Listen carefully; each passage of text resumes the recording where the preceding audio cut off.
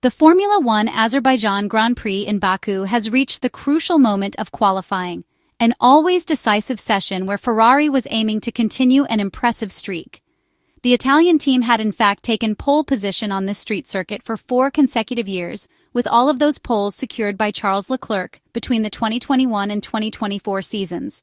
The goal was clear: to fight for a 5th consecutive pole position at a venue that has often rewarded skill, bravery, and precision. However, this time the challenge was far more complex, especially because Lewis Hamilton also appeared to be in excellent form throughout the weekend. Another decisive element was the tire choice, since the medium compound available here corresponds to the C5 from Pirelli, which is normally the softest tire in the entire range. On a track like Baku, where grip levels change rapidly and conditions can be unpredictable, this added a further level of difficulty. So let's take a detailed look at how events unfolded for the Maranello team at the Baku circuit. Qualifying began with conditions that were anything but easy for Ferrari.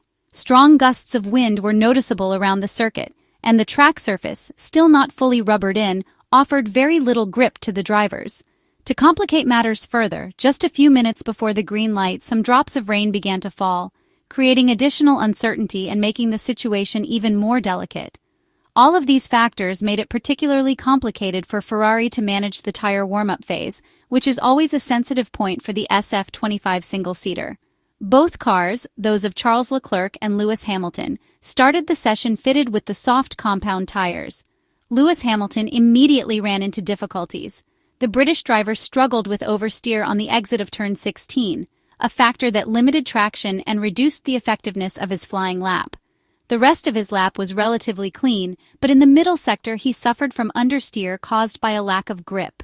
Charles Leclerc, pushing with his typical aggressive driving style, also made some small mistakes in turns 3 and 4, but despite these imprecisions, he was able to complete a valid lap. Shortly afterwards, Lewis Hamilton reported over the team radio that the tire temperatures were not in the correct operating window. His race engineer Riccardo Adami confirmed the issue, underlining how complex tire management was proving to be. The main talking point of the session therefore remained the difficulty in bringing the tires into the correct operating range. This factor severely limited the available grip and compromised single-lap performance. Both drivers consequently decided to return to the pits and wait before attempting a second run. After about 6 minutes, Ferrari sent them back onto the track, this time with a used set of soft tires.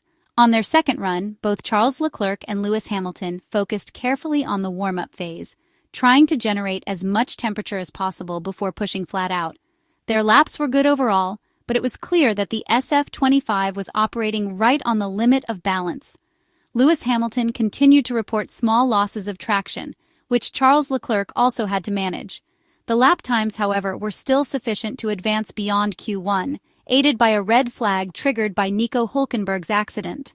Compared to the earlier FP3 session, Ferrari showed progress in exactly the areas where improvement had been expected, namely the first and third sectors.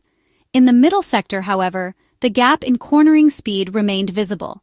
Charles Leclerc missed the apex at turn 5 and ran wide, losing half a second compared to his best effort. In the end, he finished just over a tenth and a half behind his teammate Lewis Hamilton, a sign that his lap had much higher potential than the final time indicated. In the closing minutes of Q1, both Ferrari drivers returned to the track once again with the used soft compound.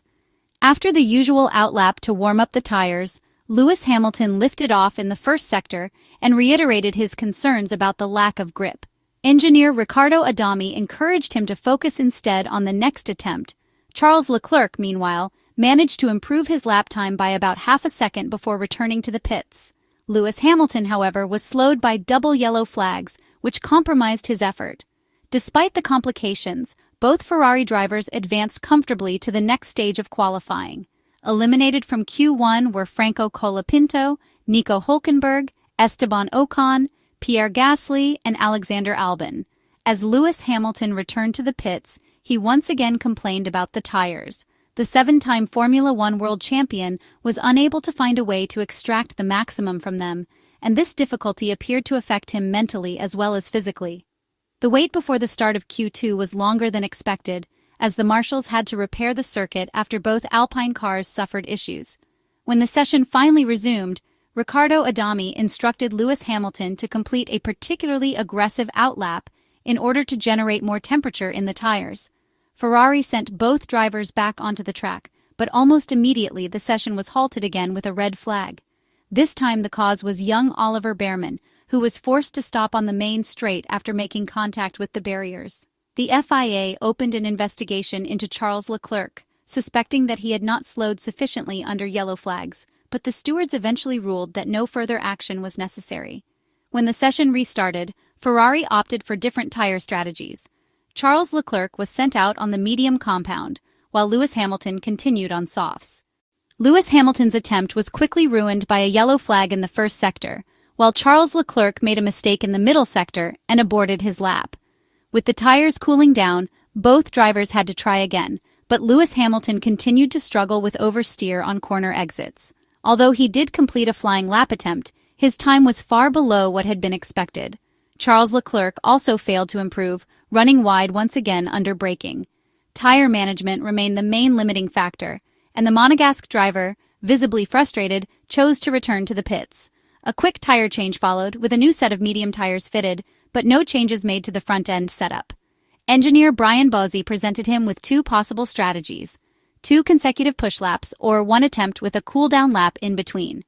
The Monegasque decided to push immediately and finally managed to set a competitive lap time, just a tenth and a half away from the fastest driver, even though he brushed the wall at turn 2. Lewis Hamilton, however, never found the right rhythm. The unresolved issue with the tires completely compromised his qualifying session, and his Saturday ended there, with elimination in Q2. It was a heavy blow both for his morale and for his position on the starting grid.